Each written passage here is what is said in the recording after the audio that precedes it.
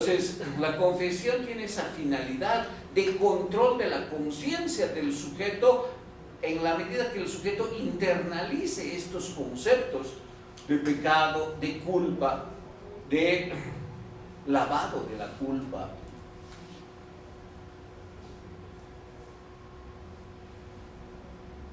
En realidad es confesarse contra sí mismo. Es decir, es descubrirse como alguien falible, como alguien que cae, se levanta, vuelve a caer, y esa es la vida en la que el confesor tiene extraordinario poder. Eso muestra Foucault. La Iglesia ha tenido un enorme poder gracias a la confesión, porque conocía la intimidad de las personas, y eso ya es por sí mismo un enorme poder, pero además lograba que su discurso de culpabilidad y de pecado sea aceptado, internalizado por los cristianos que buscaban la redención haciendo exposición ante el confesor. Además, los confesados no eran solo el pueblo bajo, eran reyes, era la nobleza. Entonces, tener conocimiento de la intimidad de los que tienen el poder político es evidentemente un gran poder. Pero además genera un estado emocional de culpa, de martirio, de tortura. No es una práctica, diríamos, de crecimiento en el sentido de que todo es grato. Hay una superación de la culpa, del pecado, y el sentimiento de ser salvo hasta volver a caer. Es decir, ya me he confesado, ya he evidenciado ante mi confesor mi naturaleza y mi proclividad a pecar, y ahora estoy perdonado. Pero eso no dura, porque como hay un incentivo, diríamos, estructural a la vida misma, que es el sexo, porque el pecado está centrado en el sexo, entonces esta recurrencia ha de ser una y otra vez.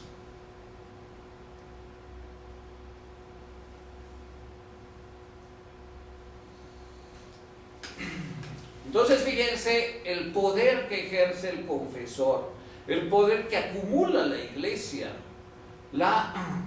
el sometimiento del confesado ante el confesor, la internalización de esta tecnología del yo que me hace sentir sucio y por lo tanto deseoso de ser lavado y finalmente salvado, y la dependencia que se crea con el confesor, que siempre vuelve una y otra vez a producirse el mismo guión: pecado, angustia por el pecado, necesidad de limpieza, confesión, absolución, y nuevamente después deseo y otra vez el pecado. Entonces el hombre se convierte en alguien torturado por sí mismo, que hace escarnio de sí mismo, llegándose a situaciones de autotortura, autoflagelación, por el reconocimiento de mi naturaleza y de mi acción pecaminosa. Fíjense todo lo que deviene, ¿no? Y aquí no estamos hablando de pederastia, que es un extremo, simplemente de infidelidad. Hay monjes de esta época que dicen que el pecado se da incluso en el pensamiento y en el sueño. Aquí está San Francisco de Sales, Introducción a la vida devota. Él santo, monje santo, y ahí está la moral del elefante, ¿no? Esto se da en el siglo IV, V, y hace referencia a la vida monacal. ¿Qué es el monje?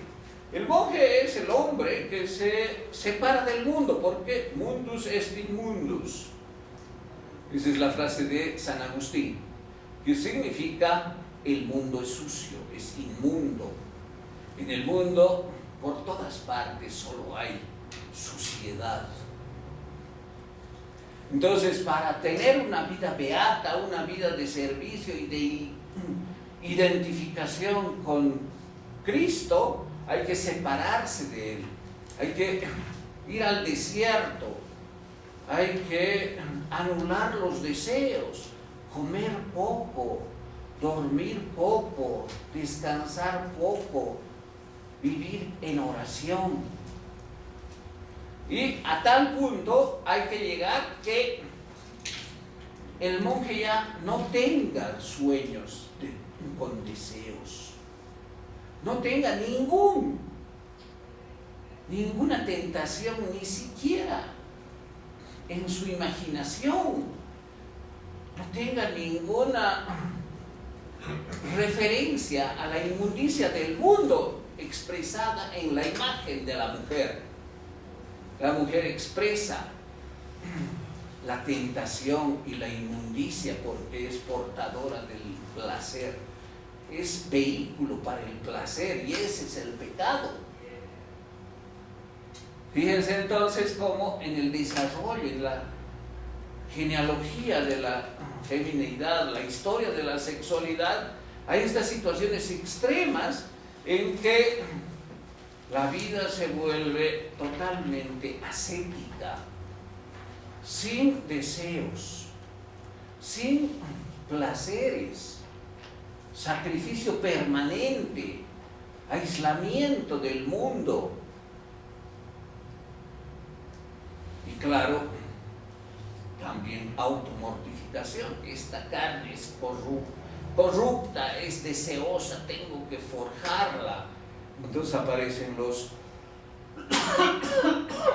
los monjes separados de la sociedad, que se infligen autocastigo. En el siglo IV, Evagrio Póntico estableció la tecnología de la confesión, eso señala Foucault, y estableció también los 7 pecados capitales, donde el principal, sin duda, es el de la lujuria, pero también, por ejemplo, la gula. Entonces, hay un imperativo de autocontrol y un reconocimiento de la tendencia natural a pecar. Y claro, la moral del elefante. Entonces, hasta aquí, siglo V, hemos visto cómo desde el siglo IV antes de Cristo, es decir, casi un milenio, se forja una imagen que después ha de expresarse en la modernidad con las concepciones sobre la mujer, sobre el matrimonio, sobre el pecado, la confesión, etc. Entonces, eso es determinante de la arqueología moderna, es decir, de esta cimentación de substratos, de estratos que tienen que ver con el hombre, la mujer y la concepción que se tiene todavía en el siglo XX sobre la relación entre ambos, la familia, el matrimonio, etc. Para el hombre, la mujer es otro ser. Para el hombre, la mujer es una imagen reflejada, una imagen especular, es una imagen con la que hay que pelear, es la condensación del deseo, es la fuente de placer que incide en el pecado. Y claro, ser varón santo significa construir una vida propia contra la mujer y todo lo que representa, en primer lugar el sexo. Y ella está siempre en el teatro de la historia, a veces detrás de las bambalinas, a veces con mucha ostentación como la primera bailarina, pero siempre está presente, y es el enfrentamiento agonístico que el hombre debe tener frente a lo que ella es y lo que representa: siempre pecaminosidad, siempre deseo, siempre placer. Este substrato de la arqueología de la subjetividad se ha de cristalizar, fíjense, hacia el siglo XVII, es decir, asumimos que desde el siglo V hasta el XVII prevalece en la Edad Media esta imagen, esta construcción, este saber triunfante que se expresa en el poder efectivo de la confesión, un poder evidente que hizo de la Iglesia lo que fue, la institución más antigua que ejerce el poder de manera renovada y eficiente. Y otro milenio después, en el siglo XVII, hay sobre este sedimento arqueológico de la subjetividad, según Foucault, hay complementos. Por ejemplo, lo que llama la anatomopatología del cuerpo.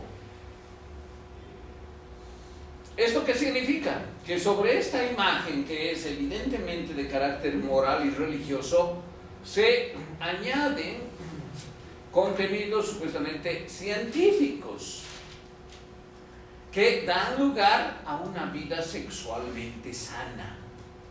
Es decir, surge también la idea de la salud sexual. No solamente hay que tener control de uno mismo por religión o por moral. El control de uno mismo implica también una dimensión de salud, y por lo tanto aparecen las prohibiciones. Pero estas prohibiciones con ese ribete ideológico de no ser prohibiciones morales ni religiosas, sino por la salud y las recomendaciones de la ciencia, del conocimiento científico. ¿Y cuáles son esas recomendaciones que el conocimiento experto, no religioso ni moral, pero tampoco es contradictorio a ese conocimiento, sino refuerza ese conocimiento con argumentos científicos? Que no vale la pena erotizar el cuerpo, erotizar y vivir el placer. No vale la pena y es insalubre la masturbación, y toda perversión es una enfermedad. Ahí cabe lo que tú decías, Gonzalo, ¿no? Hasta Freud creía que la homosexualidad era una enfermedad. Fíjense, el creador, el padre del psicoanálisis, tenía esa idea: la homosexualidad una enfermedad. Y esto aparece, estas concepciones de el ser enfermo, el ser patológico, el ser que es un antimodelo de moral salubre, de sexualidad salubre, aparece hacia el siglo XVII con estos contenidos. Es malo la vivencia, es mala la vivencia de erotizar el cuerpo. Yo no puedo erotizar el cuerpo y convertir a mi cuerpo en un receptáculo y en un lugar de evidencia de placer. No puedo hacerlo. La masturbación infantil tiene terribles consecuencias posteriores. Es la causa del placer perverso. Y el placer perverso en la madurez tiene también múltiples expresiones, como es la homosexualidad, como son las distintas filias, ¿no? Zoofilia, necrofilia. todas expresiones perversas.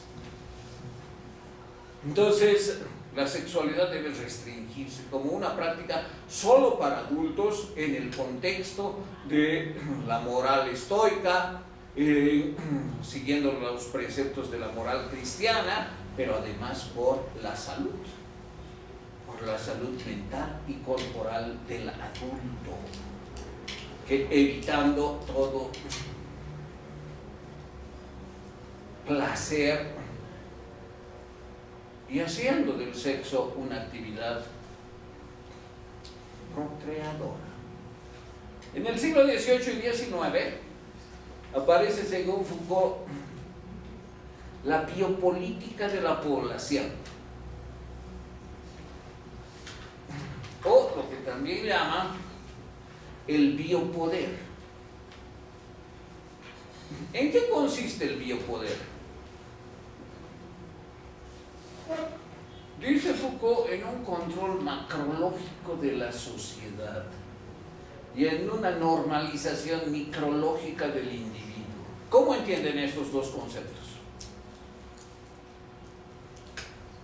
¿Qué será control macrológico de la sociedad?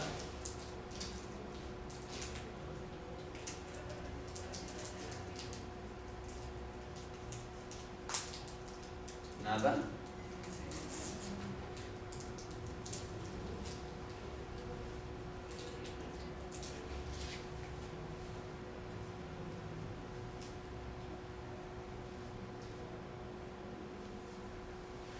¿Qué es la normalización micrológica del individuo?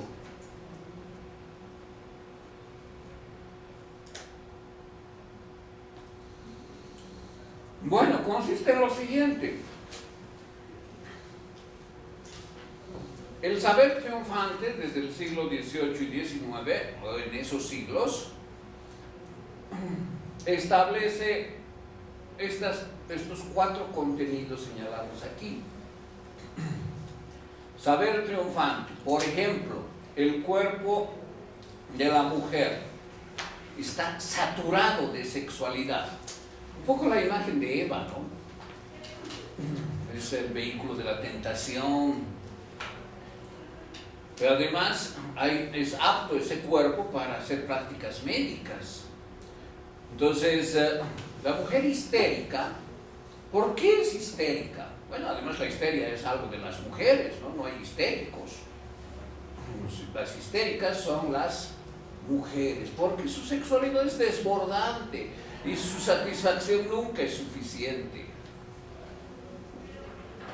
Entonces, como no tienen una satisfacción sexual suficiente, sino siempre quieren más sexo, más orgasmos continuos, sucesivos e indefinidos, esa es la naturaleza de la mujer, ese es el conocimiento y el saber del siglo XVIII y XIX, es que surge la histeria.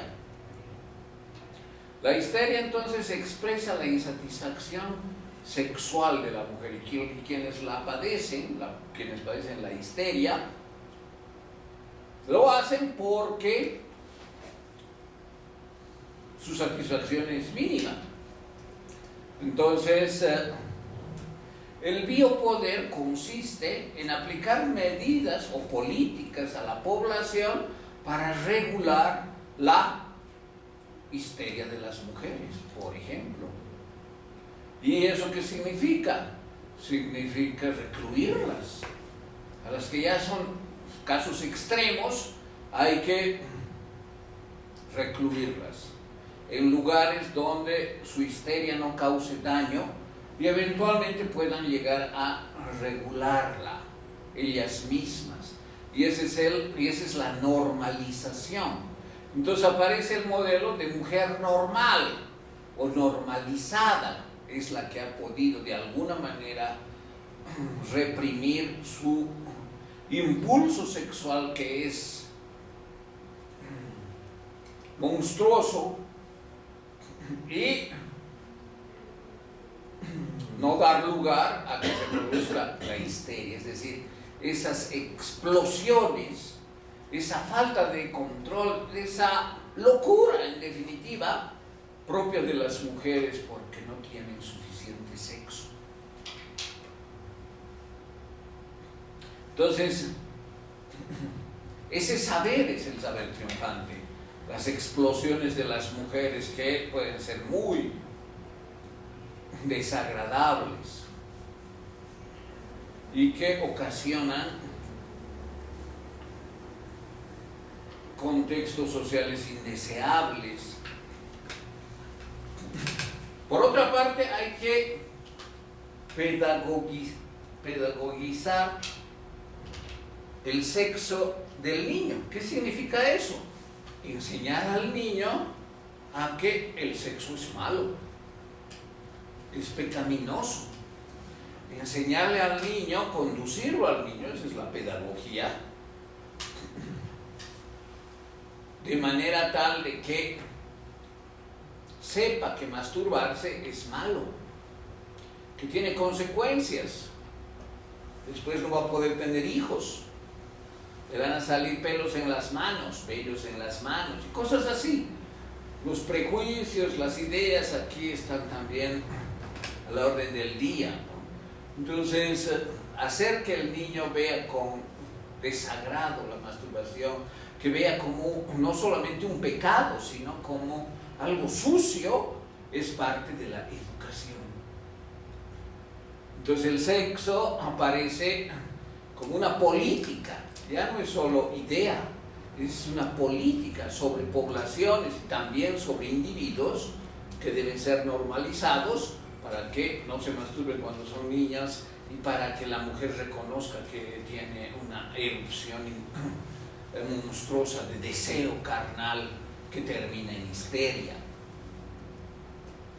Hay que socializar la conducta procreadora, es decir, que todos sepan que el sexo existe en la naturaleza para la reproducción de la especie y tenemos que reproducirnos y tenemos que dar lugar a la humanidad después de nosotros. Por eso existimos, para terminar nuestra existencia aquí, pero dejar la simiente de la continuación de nuestra especie en nuestros hijos, nietos y demás. Entonces esa es la otra política, ese es el biopoder. El biopoder es la política sobre la población para que no haga del sexo una práctica sucia, extrema, marcada por el pecado, sino sea salubre, sea provechosa esa práctica para la humanidad en la procreación.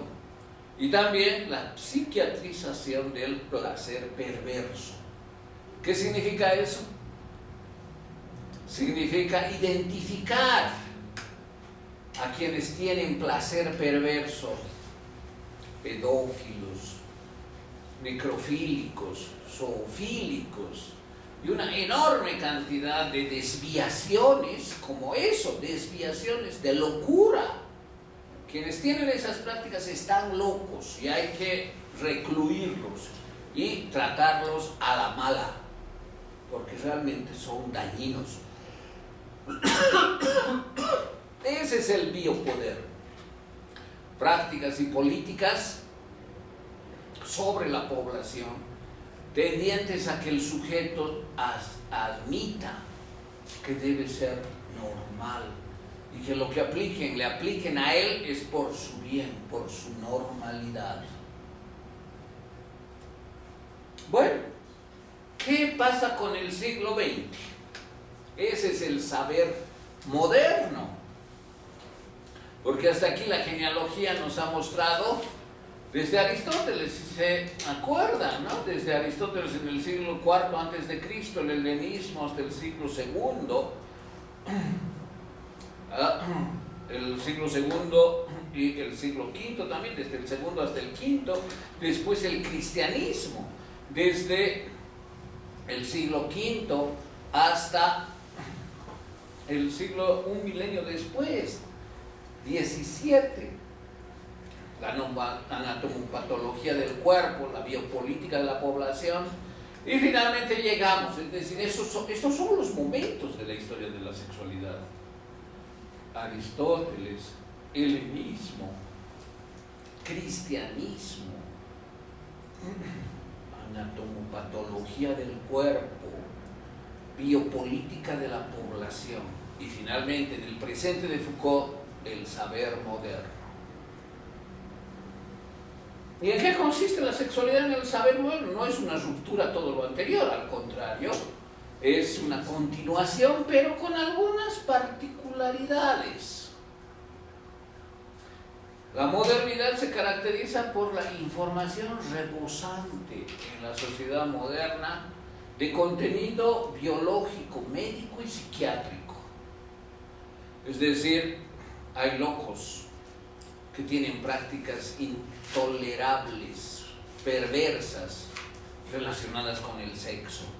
Hay contenidos que hay que aceptar, que son parte de una vida sexual sana, saludable. Y bueno, tampoco han desaparecido los contenidos religiosos, hay también esos contenidos que permanecen en el sujeto, permanecen en las sociedades y que son parte del acervo del siglo XX junto con conocimientos médicos, psicológicos. ¿Cómo se da la integración del sujeto a la vida sexual? Mediante la educación. Con el declive de algunos contenidos religiosos, la educación ocupa el lugar de la religión, ocupa el lugar de la moral, y la educación es el medio por el que se informa al sujeto qué es saludable, qué es normal, qué está bien, y que hay también ciertas opciones que puede tomar, pero que no son gratas al saber triunfante de la normalidad, de la salud sexual. Ya no hay una represión como antes, hay cierta flexibilidad, pero el mundo rebosa de información y se insiste de manera insidiosa en la educación desde muy temprano, desde niños, sobre la sexualidad. Y claro, esa educación sexual implica normalidad, por ejemplo, heterosexualidad. A la mujer se la concibe, esto es hasta los años 80, no estamos hablando de hasta hace 40 años.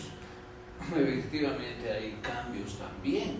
Hoy día, segunda década del siglo XXI, hay otras concepciones, hay otros dominios y otras tendencias mucho más claras. La mujer es otro objeto. Es decir, el hombre hasta los años 80 toma a la mujer como otro objeto para mí, para mi placer, para mi diversión, para mi proyección como ser humano. No hay equidad. Lo de la equidad de género evidentemente es posterior. Y se va desarrollando también un conocimiento sobre ser mujer. ¿Qué significa ser mujer? Y hay información psicológica, médica, psiquiátrica. Bueno, ya se ha superado un poco lo de la psiquiatría como una enfermedad, de la histeria como una enfermedad, pero todavía el despliegue del conocimiento sobre la mujer la visualiza como un ser otro para el hombre. Entonces, también surgen otros poderes, como surgen unos saberes diferentes. La iglesia decae, el control de las tecnologías del yo decaen, Ya no hay gente que cree en el pecado original, de que estamos marcados por la suciedad del pecado original de Adán y Eva. Hay también otros saberes triunfantes que dan lugar a otros poderes emergentes que se levantan y que se ejercen. Por ejemplo, la terapia. ¿Qué terapia? Por ejemplo, psicoanálisis, la terapia psicoanalítica. Entonces, tú puedes descubrir tus problemas profundos de sexualidad gracias al psicoanalista. Solo tienes que hablar, solo tienes que confiar, solo tienes que pagar. Entonces, el saber moderno delinea un tratamiento diferente del sujeto. Las tecnologías del yo ya no son confiésate, sino hablan del experto. Y claro, no hay mucha diferencia. Antes era el cura, ahora es el terapeuta, el analista, el psicoanalista. Antes era el confesionario, ahora es el diván.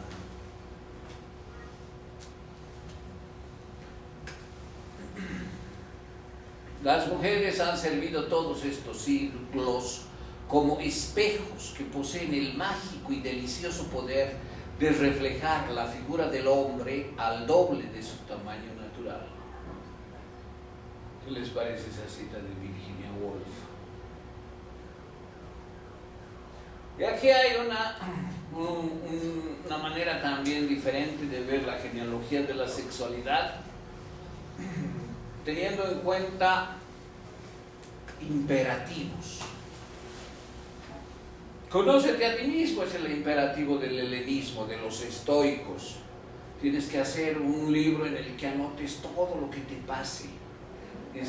Debes tener un cuaderno en el que anotes desde lo que te has soñado. Anota lo que has soñado, lo que soñaste. Recuerda, haz el esfuerzo, pon los detalles y anota lo que vives al mediodía, al anochecer. Acude al cuaderno, escribe lo que sentiste, lo que querías, lo que te pasó por la mente, lo que te dijeron los otros y tú contestaste, lo que experimentaste, tuviste la ocasión de vivir frente a otra persona del mismo sexo, de otro sexo. Conócete a ti mismo. Ese es el imperativo estoico. Y las recomendaciones del cuaderno son, por ejemplo, de Séneca. Escribe lo que piensas, lo que quieres, lo que deseas. Escribe tus ideas sobre lo que fuese. Escribe tus impulsos. Conócete a ti mismo. Autocritícate, supérate, crece gracias a una tecnología de ti sobre ti mismo. Y claro, también había el tutor, ¿no? El tutor estoico, que también podía ser Séneca, que a veces ni siquiera vivía en la misma ciudad. Las cartas de Séneca son precisamente del tutor Séneca a sus tutoriados, pero no son tutoriados para una tesis, ¿no? Son tutoriados para la vida moral, para el crecimiento espiritual, para que se conozcan a sí mismos, se regulen por sí mismos y lleguen a cierta plenitud, dominando los placeres, dominando los deseos. Entonces, ese es el imperativo de la antigüedad que proviene también de Aristóteles. Es decir, Aristóteles y los estoicos habrían desplegado este imperativo. Conócete a ti mismo. Aristóteles, en la secuencia del templo de Delos, que tenía esta expresión, ¿no? Conócete a ti mismo, y que también es valorada por Sócrates y por Platón, pero con Aristóteles, con las connotaciones que hemos visto, condena a la pederastia, establecimiento de la superioridad moral e intelectual del hombre con respecto a la mujer, reclusión de la mujer al ámbito privado y doméstico, y capacidad del hombre de ser maestro y guía de las mujeres. Aunque también fidelidad como no tanto un imperativo moral, sino un imperativo político, que el hombre también sea fiel a su mujer. Entonces, en la tradición de la Grecia clásica, el siglo IV, hasta los estoicos y el helenismo, subsiste la concepción de que debes conocerte, pero conocerte para controlarte, para modularte, para restringirte. Aunque no hay el pecado por ahora, ese control de uno mismo está dado en función de objetivos morales, de plenitud de vida, y en función de objetivos políticos que son imprescindibles para la vida colectiva. Después, desde el siglo II, primero la iglesia de las catacumbas, la iglesia de los monjes, ascetas que viven en el desierto, que abandonan el mundo inmundus, da lugar a que confiesa tus pecados. Estás sucio, todos estamos sucios. Nuestro padre más antiguo, Adán, y nuestra madre más antigua, Eva, nos han ensuciado de por vida. Estamos sucios y tenemos que lavar la mancha. Entonces, la única manera de quitar la mancha, aunque sea solo temporalmente, es confesarse. Esa es la tecnología del yo. Confiesa tus pecados. Ese es el imperativo de la tecnología, centrada siempre en el sexo. Puede haber otros pecados, claro que hay otros pecados. La gula, por ejemplo, la pereza. Es muy interesante cómo se han fijado los 7 pecados capitales, ¿no? Pero el sexo, ese es el núcleo de la subjetividad. Ahí radica la suciedad. Entonces, tienes que, aunque sea temporalmente, estar limpio. Aunque vuelvas a caer, te vas a volver a confesar. Vuelves a ensuciarte, te vas a volver a lavar. Eso te ofrece la iglesia, eso te ofrece tu confesor, que te escucha y que no cuenta a nadie jamás tu derecho de guardar el secreto entre tú y él.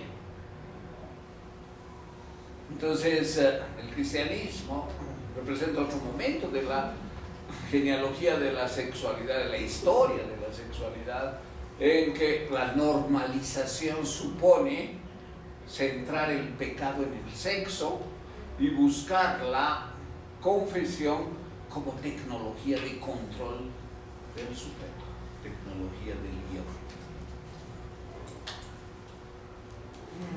Desde el siglo XVII, Descartes muere en 1650, siglo XVII, había nacido en 1596. Desde el siglo XVII hasta el XVIII, que es de la Ilustración francesa, hay esa acumulación de pensamiento en la que, bueno, también hay alejamiento del cristianismo, imperio de la razón, búsqueda de causas inteligibles. Ahí el imperativo ya no es confiesa tus pecados, sino piensa. Piensa y piensa para controlarte, piensa para conducirte racionalmente, piensa para ser moderno, piensa. Entonces la Ilustración representa otro momento que está relacionado con lo que hemos visto, ¿no? La anatomopatología del cuerpo, la biopolítica de la población, que tienen su sustento en acciones colectivas de gobierno para el bien público, para la salud. Es decir, aquí no es porque todos estamos manchados por Adán, no, es porque es un imperativo racional. Esto está relacionado también con la razón de Estado, ¿se acuerdan? La ciencia de la policía, lo que vimos con el primer texto de Foucault. Entonces, es la razón la que se expresa en estas políticas, en esta biopolítica. Son objetivos racionales de salud pública los que le dan sentido a esta gestión de la salud y el sexo. Y al final habla. Es decir, ya no es tanto piensa, sino habla, porque tú mismo no sabes lo que te pasa. Y solo el otro que conoce las profundidades de la mente y el subconsciente te va a decir lo que te pasa. Pero para eso debes hablar. ¿Para qué? Para ser normal. Para que no te suceda lo que te sucede, que tengas conflictos serios. Para que te vean para que no seas y no te vean como un desadaptado, un anormal. No, lo que te pasa es comprensible, lo vamos a explicar, pero habla. Lo vas a entender y te vas a corregir. Aquí ya no es Dios el que interviene, ni es un imperativo moral o político para las... No, es que tú como yo y todos tenemos un profundo y complejo subconsciente. Y a veces es todavía más profundo, es un inconsciente, más difícil de rastrear, de penetrar, pero puedes hablar y puedes comprenderte y puedes normalizarte. Eso te ofrezco yo, tu psicoanalista.